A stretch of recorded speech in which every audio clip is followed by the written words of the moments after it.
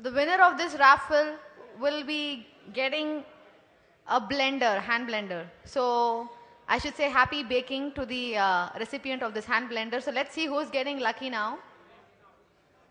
I would request CA Akhil Mishra to pick up a card from the raffle to see who's getting lucky.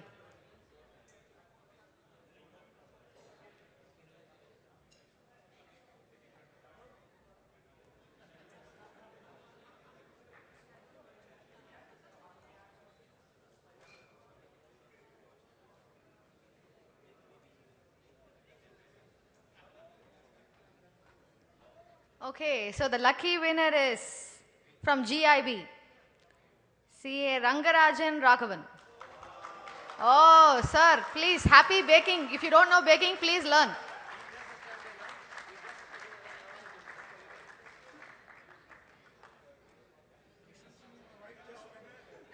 No, the blender is for you, sir, so you have to learn.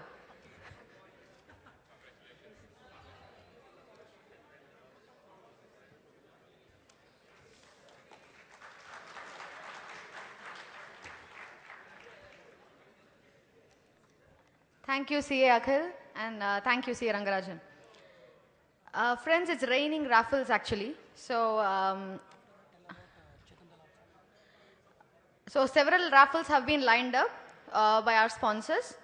So there's going to be an exciting offer. I mean, expat properties are going to offer a plot of land. So please ensure to drop off your business cards at the bowls kept on their counter. And this will happen at the end after the vote of thanks. So please, those who haven't, please remember to drop off your business cards. And one more important thing, friends, your feedback is always valuable to us. So you will be receiving, I think you've already received feedback forms which have been kept on your tables. So please ensure to fill them up and give them back along with your badges after the vote of thanks for a return gift. Your valuable inputs will help us improve the seminar next time and also get back what your thoughts on how good the conference has been. Okay, friends, so you've been wondering, this lady came up and she started speaking. Who is she? So let me introduce myself. I think I will be better remembered if I tell you that I was the person, I should say lucky person, who couldn't get the gold coin yesterday from the raffle.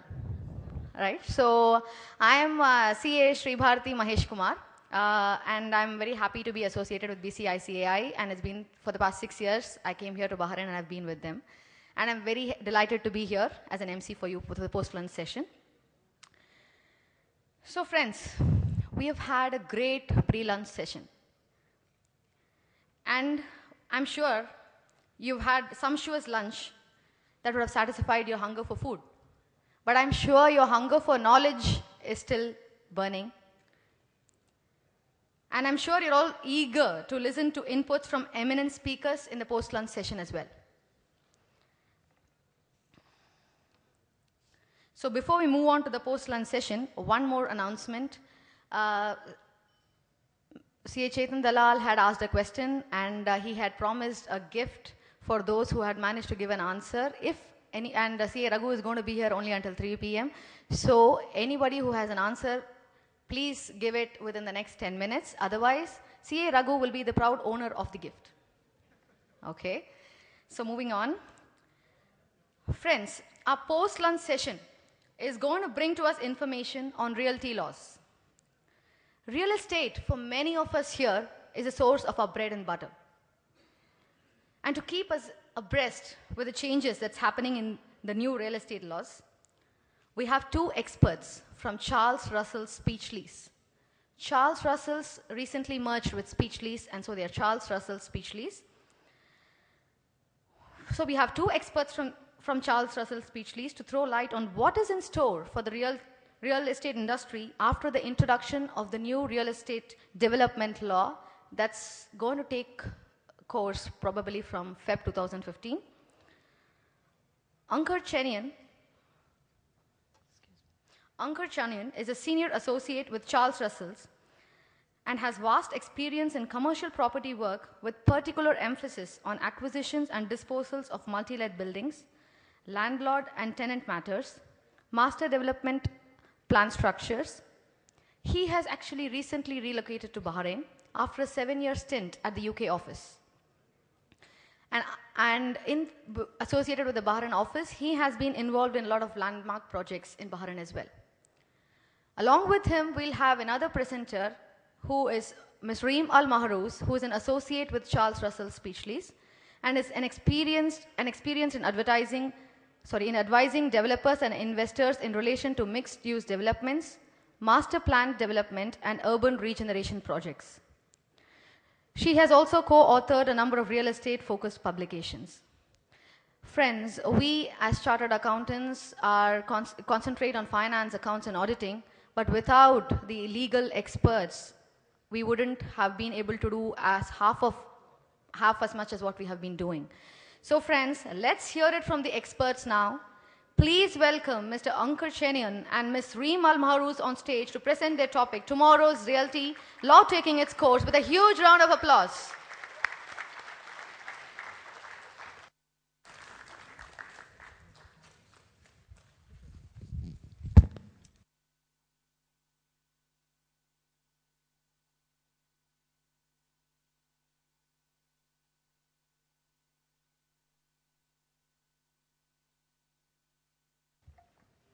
Thank you very much, Shiri, for that wonderful introduction.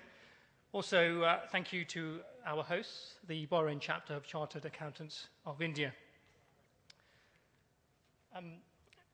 Reem and I will give a brief overview of the new lease law and development laws, which are coming into force in the early part of New Year, 7th of February 2015. We will start off with the new lease law and then move on to the development law and then give a brief conclusion.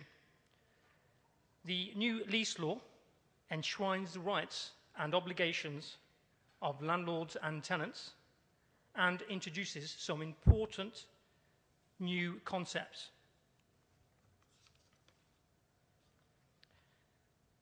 The new law is Law 27 of 2014 and it's issued in relation to property leases in Bahrain. The law is quite encompassing and it covers both new and existing leases. It deals with industrial, residential, commercial, and/or professional leases. So it does cover a vast majority of the leases on the island. As one would expect, there are a few exceptions. Industrial tenancies, agricultural land, leases for hospitality and tourism, so hotels, for example, would be exempt, furnished apartments not exceeding 1 month, development agreements and residential units for let for work circumstances such as for doctors, etc.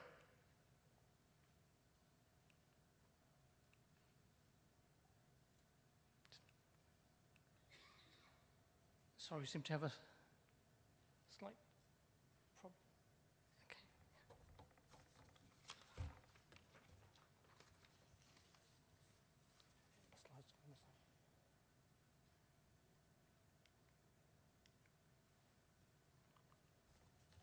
As with the UK, all leases will now need to be registered. You'll see from the slide, new leases will need to be registered within 1 month of the new laws coming into force. Existing leases will need to be registered within 6 months of the new lease coming into force. So that means the 7th of August, 2015. And leases which are part of Law 9 of the 1970 Act, which are leases which have expired and the tenants have remained in occupation. These leases will terminate within 3 years of the law coming into force. So that will be the 7th of February 2018.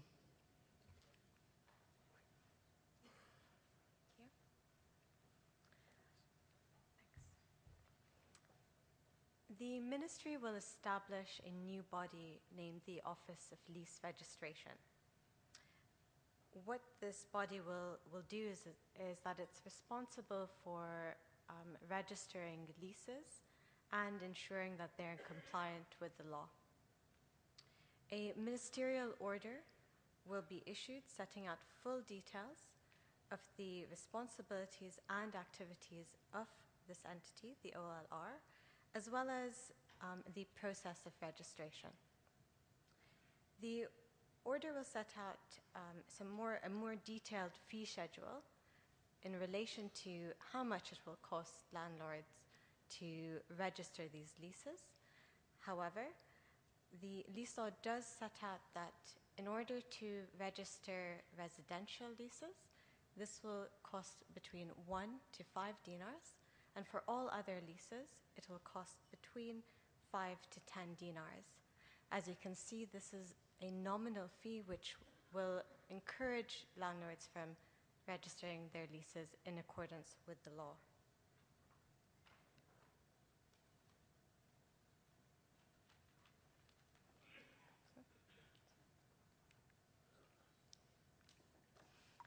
The lease law sets out a number of obligations on both the landlord and the tenant in respect of their leases. The majority of these can be contracted out. However, these do serve as a minimum standard, particularly where some leases are silent or some landlords or tenants aren't aware of what their rights are. These will include, for instance, in respect of landlords, that landlords must ensure that the property is handed over to the tenant in a state and condition which is suitable for the purpose of the lease. The landlord is also required to make essential and necessary repairs to the property, and if it fails to do so, the tenant may, of course, subject to notifying the landlord, undertake these required repairs and seek compensation from the landlord. The landlord is entitled to receive a deposit, and this is often something that we find a concern of landlords and both tenants. However, the lease law does set out that this amount cannot exceed 1 month's rent. At the end of the term, the landlord must return this amount to the tenant, subject to any reasonable deductions or any deductions that they're entitled to. In addition, landlords are entitled to receive rent in advance. However, in terms of residential leases, this amount is restricted to 3 months' rent. However, in terms of other leases, this can be agreed between the parties. In terms of a tenant must pay rent within 1 week from the date in which the lease stipulates that the rent is due. If the lease is silent as to what this date will be, the lease law assumes that this date will be the first of every month. The tenant is required to keep the property in good condition and cannot make any alterations without the landlord's consent, unless they're minor or not conflicting with their terms of their lease. The tenant is obliged to bear utility costs, and therefore water or electricity will be included, and must return the property, yield up the property, in good condition at the end of the term.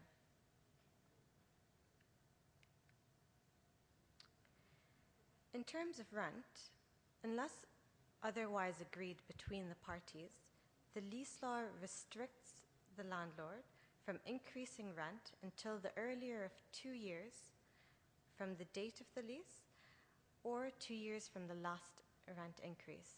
This gives tenants the comfort that they will not be subject to an increase on a regular interval, and provides a bit more certainty. In addition, and to further supplement that, the level of increase is restricted and prescribed as being 5% for residential leases and 7% for all other leases. The rent cannot be increased more than 5 times within a term of a lease, and the landlord must provide a tenant with written notice of at least 3 months before that rent increase is due to take place.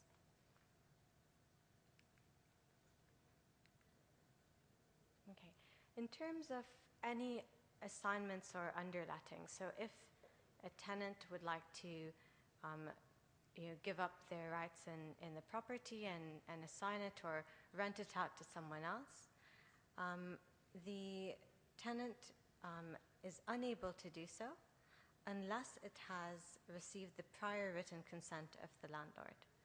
The tenant must also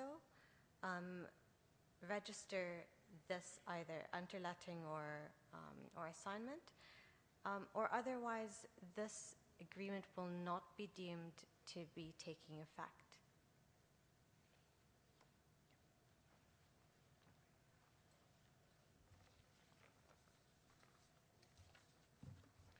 Moving on to transfer of ownership, as well as restrictions on assignment, there are also restrictions on a landlord transferring ownership.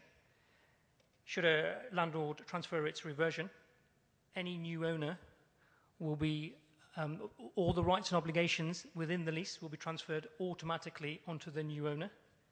Therefore, the new owner cannot automatically increase the rent, which can happen, and it cannot act outside the law.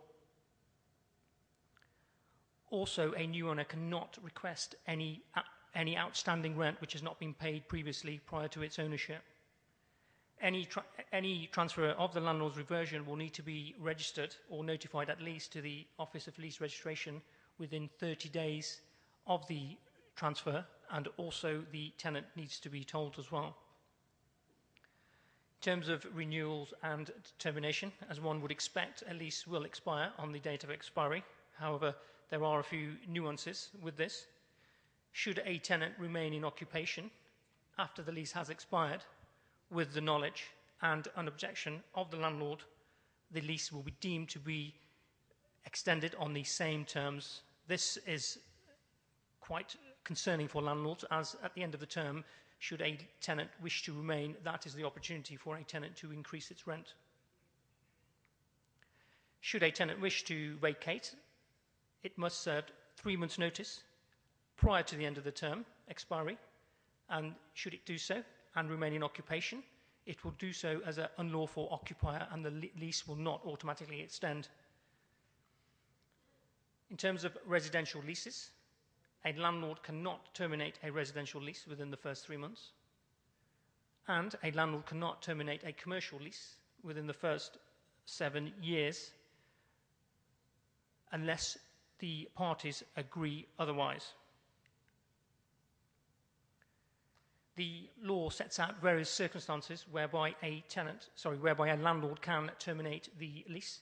I won't go through them, they're listed, but what I would say is that the committee, which Reem will talk about a bit later, which is established to settle disputes, can grant tenants a grace period. So should a tenant, for example, be in default of paying the rent, the committee may allow the tenant a couple of months in order to rectify that breach.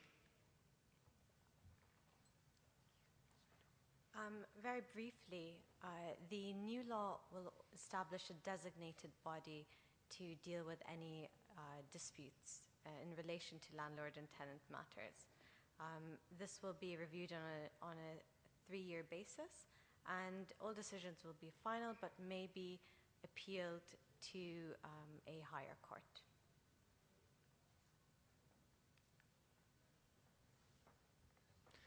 Moving on to the new development law, which also comes into force beginning of February next year. What this new law is seeking to establish is to prevent some of the stalled projects which we can see on the Bahrain skyline. It also seeks to protect investors. Right, it's Law 28 of 2014, and as I mentioned, it comes into force 7th of February next year. The law quite clearly defines developers and developments. Developers is any entity or person undertaking development activities or selling properties off plan. This is a very wide definition and could include absolutely everything. In terms of developments, This also is very wide. It covers all types of infrastructure. It covers all types of infrastructure, construction of buildings, developments, BOT arrangements. It's all encompassing.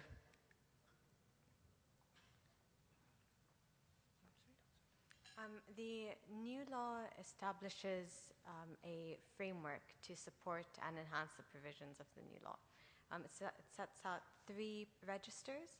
These will include the off-plan register, the development register, and the escrow register, each of which will record information and include and encourage transparency.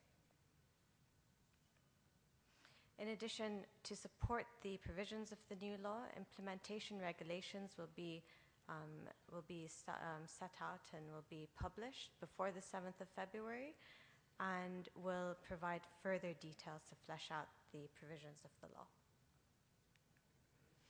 Developers and developments are required to obtain separate licenses from the authority. Developers individually will need to receive a license, and developments as well will need to obtain one for each individual license. We've set out some requirements on our screen, but this will be provided in more detail within the implementation regulations. The new law also provides for a model sale contract in which it will be assessed against, developers will be assessed against in terms of their own sale agreements, and does set out some of the provisions on our slide, which should be included.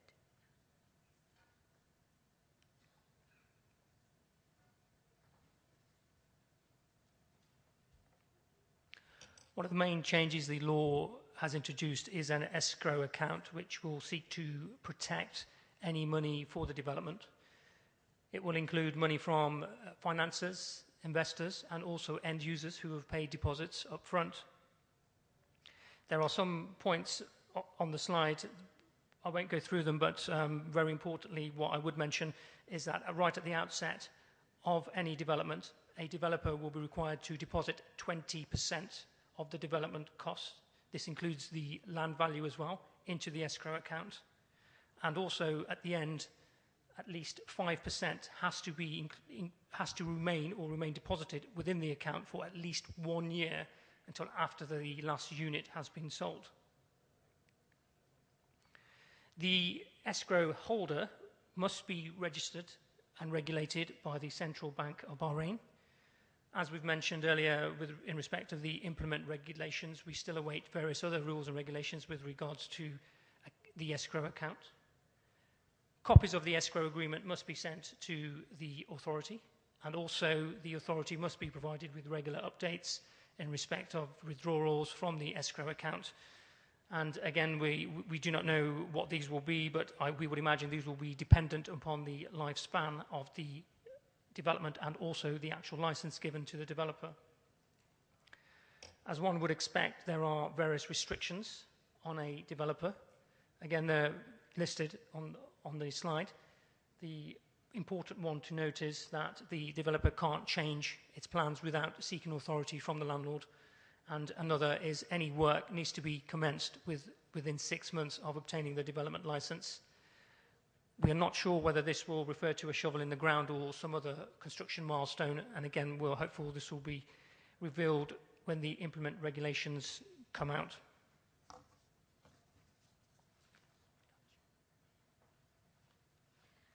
In terms of penalties imposed by the law, this is actually a very interesting area in that the new law does set out a number of penalties, and these are between 1 to 5 years of imprisonment, together with or separately a fine of up to 30,000 dinars.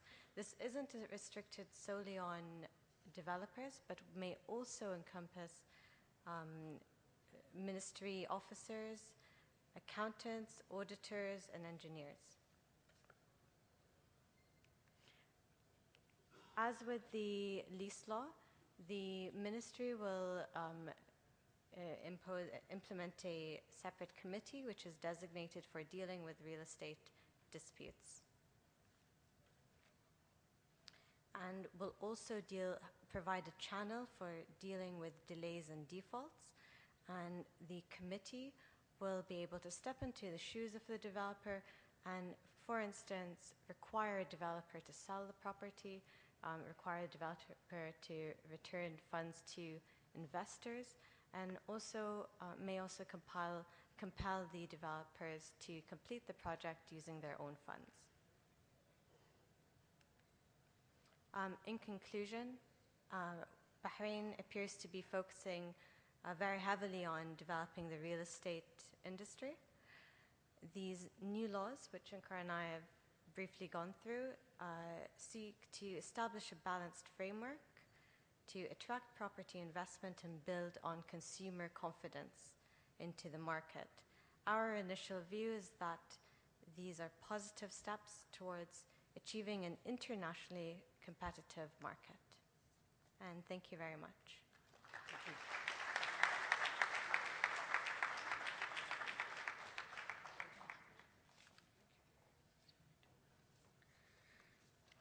Thank you very much. Thank you for giving us a heads up on the new law that's going to come. We have time for a quick couple of questions. If you would. Only a couple of questions, right? Okay. The first one is, what is the protection for expats in case of disputes? For example, if a tenant is not vacating, so what is the protection for expats in this case? There will be a committee established which will settle disputes, and expats and locals would have to go to the committee, and the committee will deal with any disputes. So we can't see any real difference in terms of expats and local owners or tenants. Thank you. The next question is, there are a lot of laborers who share their residence with others to reduce their rental burden. In terms of tenancy and lease agreements, how would the new law be implemented in trying to pinpoint legal responsibility in such cases? The responsibility will lie with the tenant. So whoever has signed the leasehold agreement will be responsible for it, and whoever shares will have no legal responsibility in terms of the lease law, I should add. So in essence, whoever is the legal tenant will be responsible. Thank you. Okay, and just one more question finally. How foolproof is a legal system in Bahrain vis-a-vis USA and UK for ownership of flats? Well, as lawyers, we don't really like using the word foolproof, but generally speaking, in Bahrain, in terms of ownership of property, you are required to register your ownership interest at the SLRB, and therefore will have your name and your details noted onto the title deed, and that will form as an equitable and legal interest into the property. Thank you very much. I think they deserve a huge round of applause for sharing with us the new insights. I would now request the experts here to pick up a lucky winner for who's going to be enjoying a voucher from Bahrain Family Leisure. So would you please do the honors by picking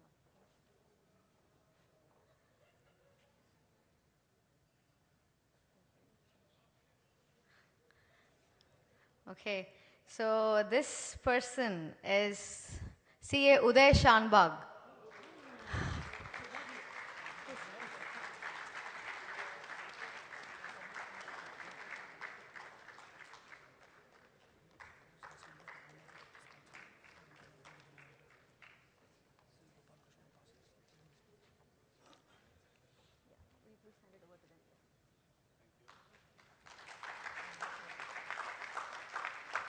Thank you. I would now request our past ExCom member, CA Gopal, to come up on stage and honor our speakers with a token of our appreciation and gratitude.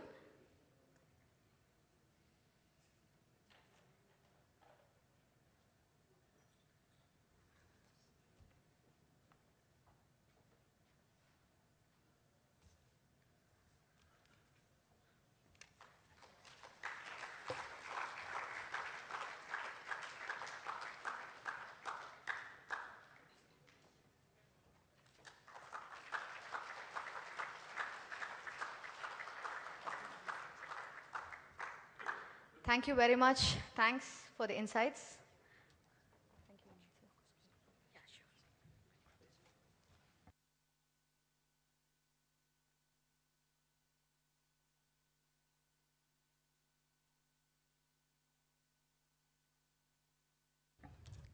Friends, this event is a success and you all agree with me, it would not have been possible without the sponsors. So it's time to honor them once again and remember them.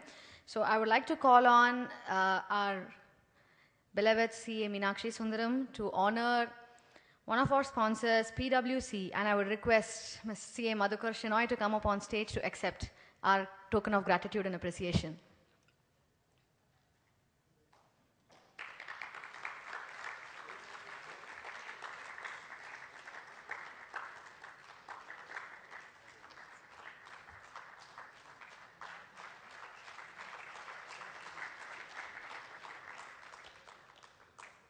Thank you. I would now call upon our next sponsor, Expat Properties, and Mr. Jonathan from Expat Properties to come up, and I would request CA Meenakshi to hand over a token of gratitude and appreciation.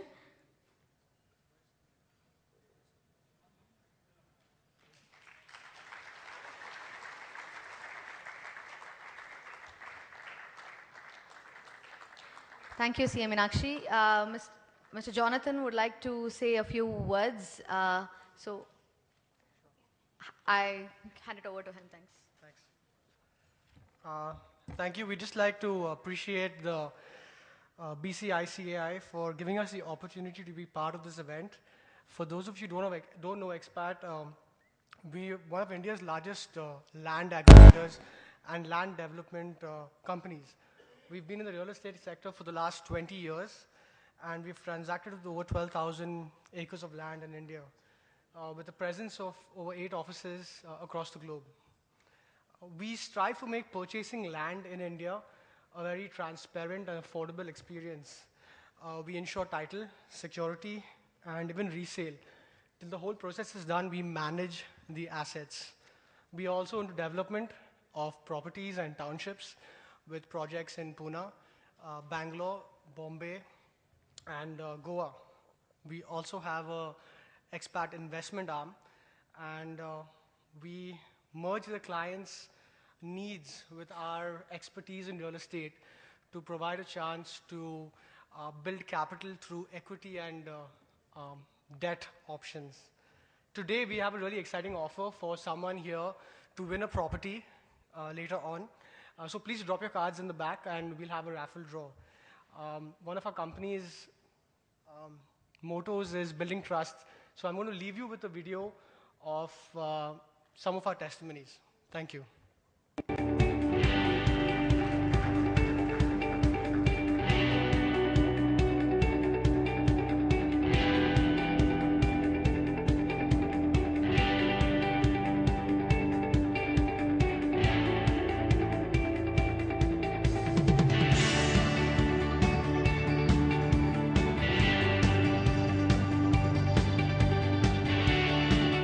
Best part about Expat, where it's not only the service, the quality, the amount of work that they put into it that actually keeps us a little safeguarded as well as relieved from our headaches, about taking risks.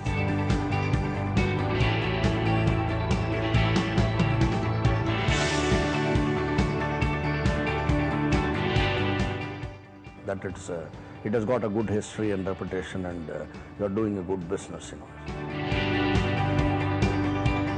Home should be like this apartment only, because it is very spacious. The arrangement of everything is proper.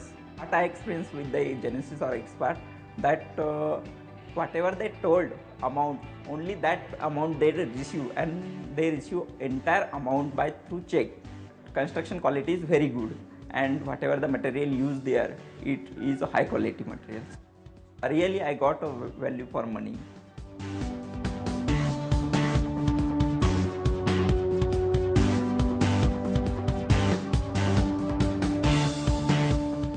Land appreciates much better than any built up property also, because stagnation is again not there as far as the way I think about it. It's moreover, land will keep appreciating. It's very easy for working class like us to actually have investments which actually will grow. Everything is through checks and it's through banks. It's going to be a very safe transaction. So in those terms, land as well as expat, I think they go well hand in hand.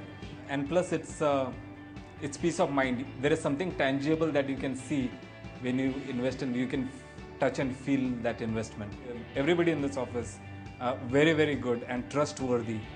A company that employs such trustworthy people, I definitely think is a great company. So in short, I decided to invest with Expat. I think Expat is giving you the real clear title plots. A very ethical company, have a very high standards of integrity, and that's where I will definitely recommend Expat. It's very professional organization where your money is safe, your asset is safe, and you are assured that you will make money. So I made almost I would say 15-20 times in 6-7 years. So that's the kind of return I made. As population is expanding, land can never catch up with the population, which is why all our cities are going vertical. So land is one thing. If you invest in land and in a good place, it's a sure investment where value will definitely go up. And you can blindly shut your eyes and invest with them. Have a relation with Expat for at least 2 properties, and my connection with you people with Expat is that they are trustworthy. They deliver their product on time, and the terms and conditions that those are mentioned in your agreement is supporting the customer also.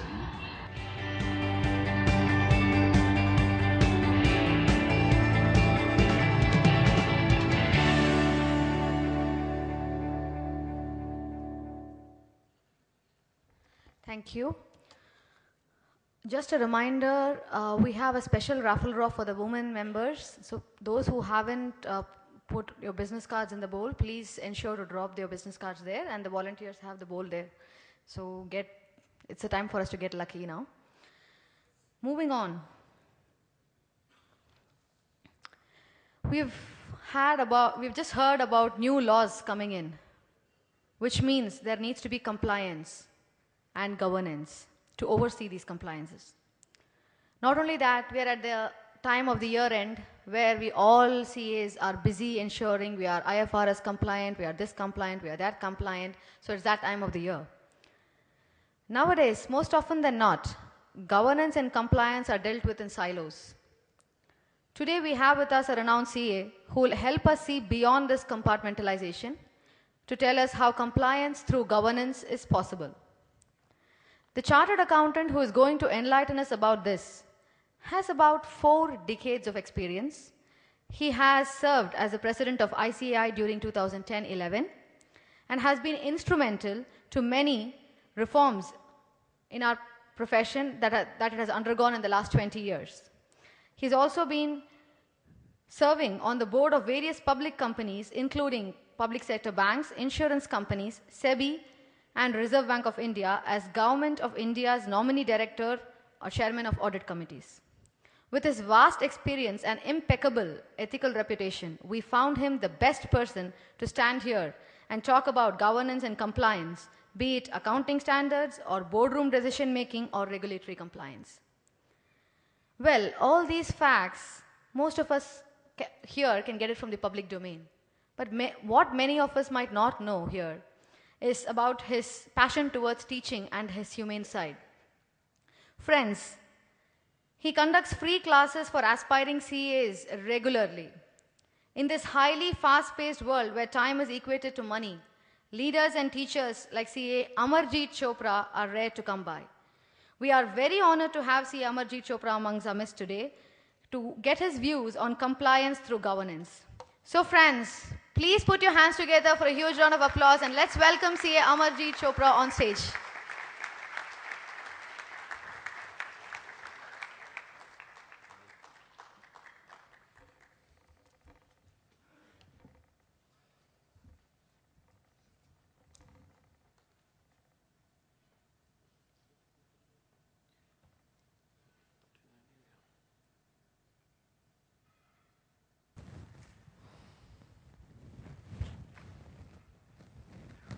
Very good afternoon, ladies and gentlemen.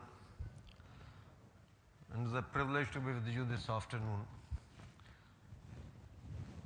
on a topic which has been very dear and very, very close to the heart.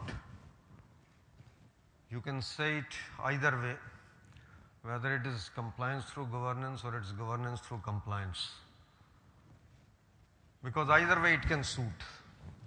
And when I read the topic and I was going through the brochure, it was saying, embrace today, then tomorrow. I could say that when you say embrace today, it could be embrace today, then tomorrow, or it could be embrace today, then tomorrow. Because whatever you embrace today, it could be resulting into unlearning tomorrow. There's no doubt about it. And probably then you have to relearn the entire concept. There has been, I think so far as this topic is concerned, it arouses some kind of expectation that probably one will be going through the IFRS also to some extent, particularly in view of the fact that the Honorable President in the morning announced that I have been nominated as the chairman of the National Advisory Committee on the Accounting Standards. I can only say the life has come a full circle for me so far as that part is concerned. Because when I was the ASB chairman, that concept paper for IFRS convergence was developed by me. And I say by me, by the Accounting Standard Board. I will never like to use the word me for that matter. And when I became the president, that year Dr. Manmohan Singh, the Honorable Prime Minister of the country, went to G20 and said that we will implement IFRS effective 1/4/2011. And when I took over, there was not even a single IFRS converged standard available with us. Thanks to Mr. Manoj Fadnis, who happens to be the Vice President today, and I can say the life is coming a full circle to him also. He was the ASB chairman in that particular year, and we went whole hog. I can't tell you the number of the council meetings that we had to hold, the number of the Accounting Standard Board meetings that we had to hold, and then to confront with NACAS for that particular matter, then headed by the doyen of the profession, Mr. Malegam. And then we reached a particular point that in December we handed over. The industry was expecting that institute will not be able to do it. Let me be very frank about it. Until that time, nobody was raising many issues. But the moment we handed over 35 of the equivalent or the converse standards to the government, immediately hell broke loose, if you really ask me. Because the industry never wanted to implement it. And then the biggest of the group in the country, they started raising issues with regard to availability of the actuaries. They started raising the issues with regard to the, you can say, the tax issues. When they raised the issue of the actuaries, I replied to them in Mumbai that you have already borrowed money from abroad, you have already raised money from abroad. You are already converting your Indian gaps to foreign gaps, whether it is IFRS or it is US or any other gap for that particular matter. So you can't raise the bogey of the actuaries' non-availability. So if someone else raises that particular issue, it's absolutely fine. But then what happened, I don't want to get into that. It's all political because politics really takes over at a particular point of time. And the commitment of the Honorable Prime Minister went into a background and the IFRS were not implemented in the country. And as the luck would have it, the Honorable Finance Minister, when the government underwent a change this year, he made a passing reference in the budget speech and said that effective 1/4/2015, the IFRS, he used the word Indian accounting standards, because those are the equivalent to the IFRS that we have. These will be implemented on voluntary basis, and effective 1/4/2016, these will be implemented in the country on a mandatory basis. Of course, he didn't give the roadmap. Which companies, which class of companies these will be implemented, when the banks will be implementing it, when insurance companies will be implementing it. He didn't give that. And that necessitated the reconstitution of NACAS, which was in hibernation for quite some time.